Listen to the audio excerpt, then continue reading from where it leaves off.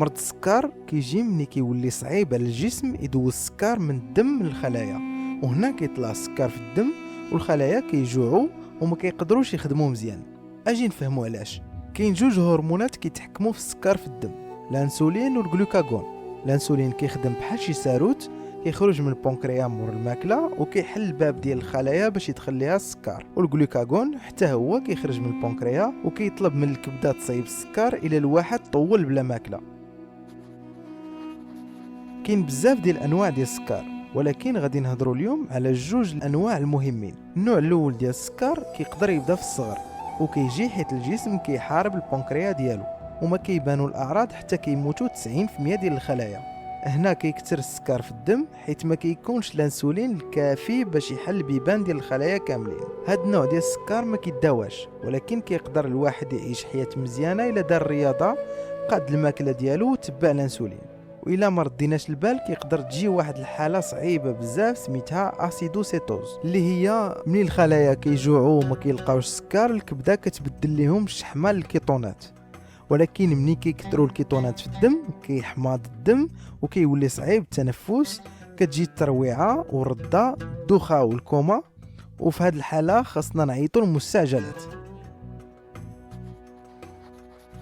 النوع الثاني ديال السكر كيبان الاغلبيه ديال الوقت فوق من 40 عام وما فيهش مشكل في الانسولين، ولكن مشكل في البيبان ديال الخلايا.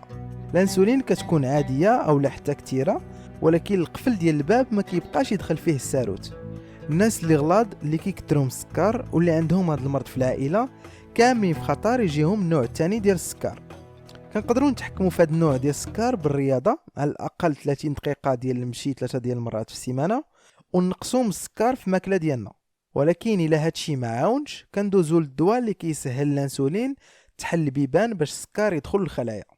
هاد النوع حتى هو كيقدر يوصل لحاله صعيبه سميتها كوما هيبيروسمولير نون سيتونيك، اللي كيكثروا فيها السكر والانسولين في الدم وكيبسوا الخلايا، وعندها تقريبا نفس الاعراض. كيولي صعيب التنفس، كتجي الترويعه، الرده، الدوخه والكوما، وحتى هنا خاصنا نعيطوا للمستعجلات.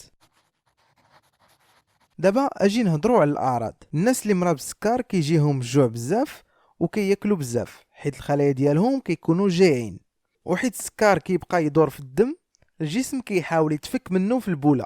وهادشي علاش ملي كنديروا التحليل هاد البوله كيبان السكر طالع فيها. السكر اللي في البوله ما كيمشيش بوحدو، كيجر معاه الماء، وهادشي علاش الناس اللي مرض كيجيهم العطش بزاف. باختصار الناس اللي مرض بالسكر كياكلوا بزاف، كيبولوا بزاف، وكيشربوا بزاف ديال الماء. التحاليل ديال السكر ساهلين، كاينه التحليله اللي كتعطي شحال ديال السكر في الدم وخاصو يكون قل من غرام في الليترو. كاينه تحليله اخرى كتعبر فيها شحال صعيب على الانسولين يحل البيبان ديال الخلايا. فهاد التحليله كيشرب المريض الماء والسكر وكنعبروه ليه في الدم مور ساعتين. وعاد كاين التحليله ديال الخزان اللي كتعطي واحد الفكره على شحال كان السكر في الدم هذه شهرين ولا 3، وخاص ردوا البال الا فاتت 5.7%. الا ما تحكمناش فيه السكر كيقدر يهلك بلايص اخرين في الجسم. الناس اللي مرض بالسكر خطر ان تجيهم سكته قلبيه، ومع الوقت يقدر يمشي ليهم النظر، يمرضوا ليهم الكلاوي والرجلين حيت ما كيحسوش بالجرحات فيهم، وإلا ما ردوش ليهم البال وما تهلاوش فيهم دغيا يموتوا ليهم.